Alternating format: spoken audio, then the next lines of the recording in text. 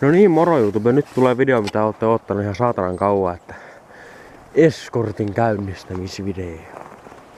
Mutta joo, tässä pitää eka tehdä vähän muutakin hommia, että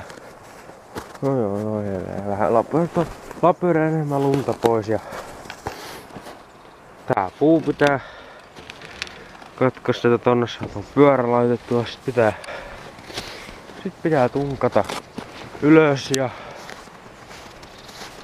pistää tää rengas, toinen rengas on vielä tuolla sisällä, että tollanen rengas nää tulee taakse ja sitten tää pinataan pois, vien tänne halliin ja siellä vähän katsotaan, että niin tää pistetään käyntiin ja silleen. Tässä tehdään vissiin jääräta-autoa, että jo en tee mitään sähläysjääräta-autopatenttia, vaan ihan kunnolla maalaan tän ja jos tulee yksikin armu, niin heti koko auto maalataan uusiksi. Joo, nyt jotkut sanoo, että entisöittää, no siihen menee niin tulee menemään ihan saatanasti rahaa.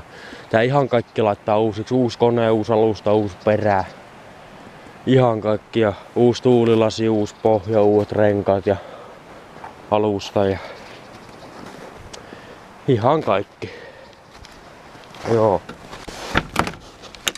Jäässä perkele. Joo, no vittu, mä näytän kohta ton. Jäässä toi ovi. Joo, pitää hakea vielä vähän lisää työkaluja. Niin, mä näytän nää konehuoneen. Tää on kerrankin auki. Ei se sekään. Noin. Sitten toi yhteen noin. Tämmönen konehuone, eli löytyy 1,6 litrainen Taunuksen kone. Vähän on aikoinaan modailtu, että käytän sitten löytyy 300 asteinen nokka-akseli.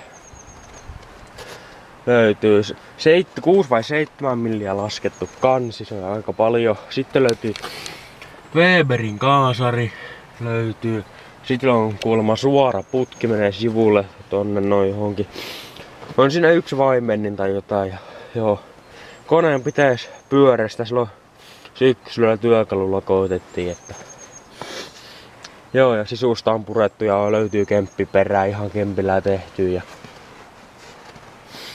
joo, tällaista. En tiedä, no oikeastaan tässä oli nämä kaikki niin virit ja rapellykset ja tällaiset, että joo, ja akku tulee sitten takakonttiin, että joo, on ollut vähän kipeä, mutta joo, olisi pitänyt jo hiihtolomaa viikolla jo kuvata tää video, mutta olin kipeä, niin pitää nyt tällä viikolla kuvata tää video, mutta ei sillä ole mitään väliä. Ja joo, eli tämmönen ykköskoppainen eskortti seissyt tässä ihan saatanan kauan. Varmaan 20 vuotta ollut viimeksi ajettu jäällä ja silleen, mutta joo. Mä alan hakea lisää työkaluja ja laittaa vähän mutta joo. Joo.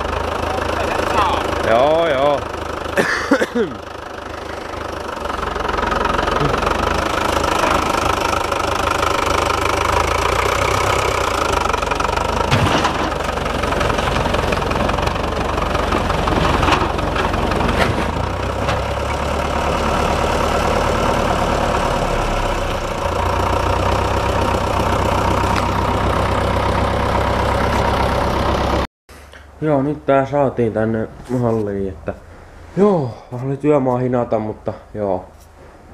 En kuvannut, niin no, en ois voinutkaan, mutta ette tos ollut nähdä, se oli niin sairaan näköistä settiä, että vähän joutui nykiä ja tuli tämmönen ihan pieni lommo tähän, mutta hätä ei ole tämän näköinen ja joo, älkää hätääntykö vielä. Että ei mennyt jäähärihäällä ja tuon nyt äkkiä oikaisee vaan saralla, mutta joo, takarenkaat pitää saada pyörimään, mutta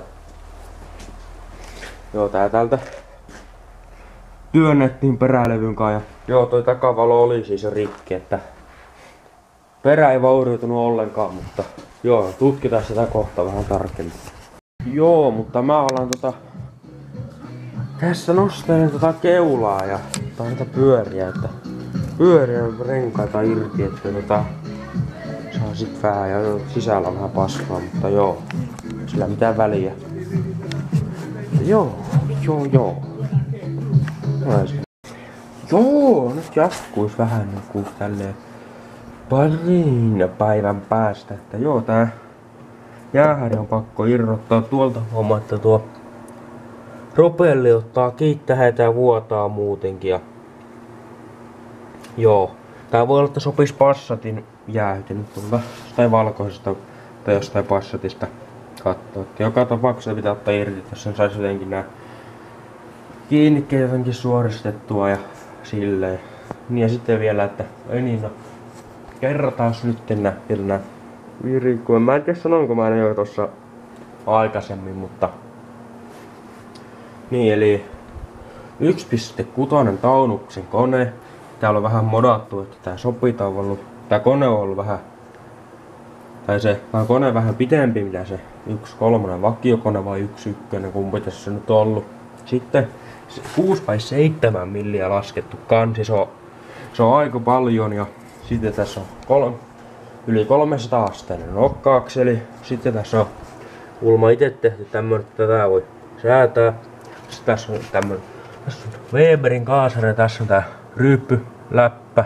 Sitten tässä on imusarja niin se on tosta 2-litrisesta Fordin koneesta ja joo, pakosarja se on vakio ja jossakin olisi kuulemma osat, että voisi tehdä peltipakosarja, se varmaan tulee tehtyä tähän ja niin ja sitten mitä niin ja sitten pitää sitä kolmoskoppasesta Escortista varmaan sitten on jo varmaan otettu osat johonkin talteen, että saa on kärjettömän sytytyksen tähän ja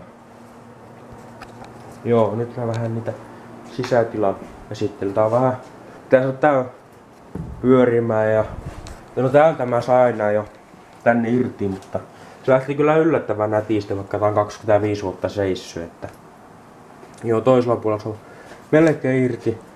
Vähän on mätää niin kuin näkyy ja tuolla on vähän työkaluja ja vähän jo paikattu, että joo, sitten tää on sisusta Wunderbaumina tää haisi niin saatanan paskalta, niin oli pakko laittaa sitä kojelauta ja löytyy kunnon ralliratti ja ihan hieno tää sisältä, että tuo vaijeri pitää vielä heittää helvettiin ja sitten no tuolla on jotain tuolla on tän auton papereita, että on tallessa ja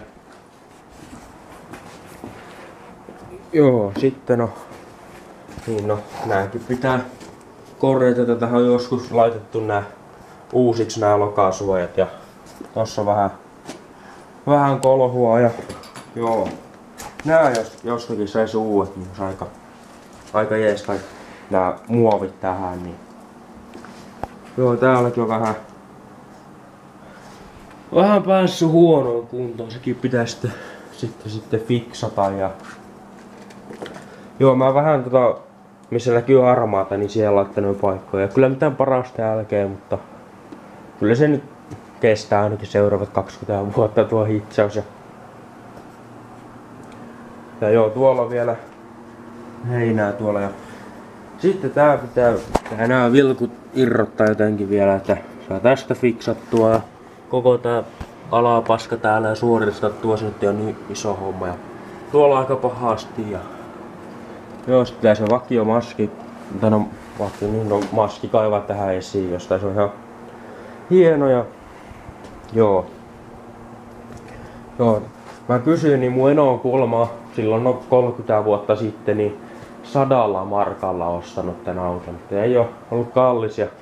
Eli tää on silloin 30 vuotta sitten, kun tää on 60-luvun lopulta tää auto, niin 30 vuotta sitten on ollut ihan arvoton romu. Mutta joo.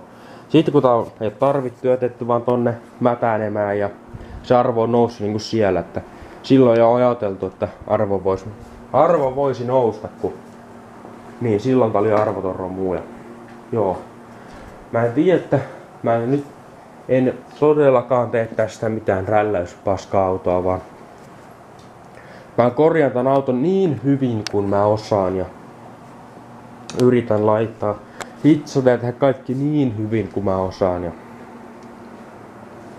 joo, tuskin tää kilpiin koskaan tulee, mutta joo, kumminkin teen niin hyvin kuin osaan. Tää on niin hieno ja harvinainen auto. Ja joo. Sitten tässä on tää vakio vaihelaatikko, niin on kuulemma niin korkea nelonen, ettei pysty oikein ajaa. Niin tähän jostakin pitäisi kaivaa esiin se taunuksen laatikko, niin se sitten vois käydä tähän niin, että toimii hyvin ja niin. Niin, mutta en tiedä mitä nyt mä lähden varmaan jostakin kumminkin kaivaa jotain jäähäriä tähän, kattoo sitten yhdestä valkoista Passatista, jos olisi, ja jatkaa hitsaamista. Ja niin, muuten pitäisi ottaa tuo hitsi pois päältä.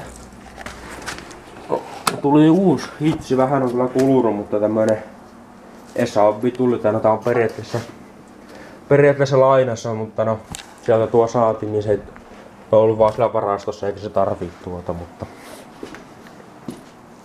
joo, kuulemma paras niinku minkki autotöissä ja silleen.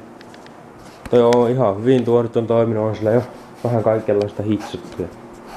Joo, paljon parempi kuin se meidän kempakki, eli siis kiinalainen pitun koppuja tuosta kempistä. Ja siis ihan jäätävää paskaa, sillä se Passattikin tuli hitsattua ja siis se on jonkun kiinalaisen nyrkkipäässä Death-harjoittelijan tekemä. Joo, myy semmonen 80 uutena. 70, niin kempaa älkää ostako, ei ikinä, ei kannata. En suosittele, jos joko Esaobi tai Kemppi, ne on ne parhaat, mutta joo, tähänkö klippiin tulee kaikkea turhaa löpinää, mutta joo, katsotaan niin, että joo, katsotaan. Joo, siis ei tää ollutkaan 6-8, kun tää oli 7-2, tuolla papereissa luki siis. Joo, paperitkin on tallella, mutta joo. Tosi kuva työmaa saada tämänkin kilpiin, mutta joo. Niin kuten sanoin, mä siis korjaan niin hyvin kuin saa, mutta joo, ei sitten sinne enempää piti vaan ilmoitetaan 7-2, mutta joo.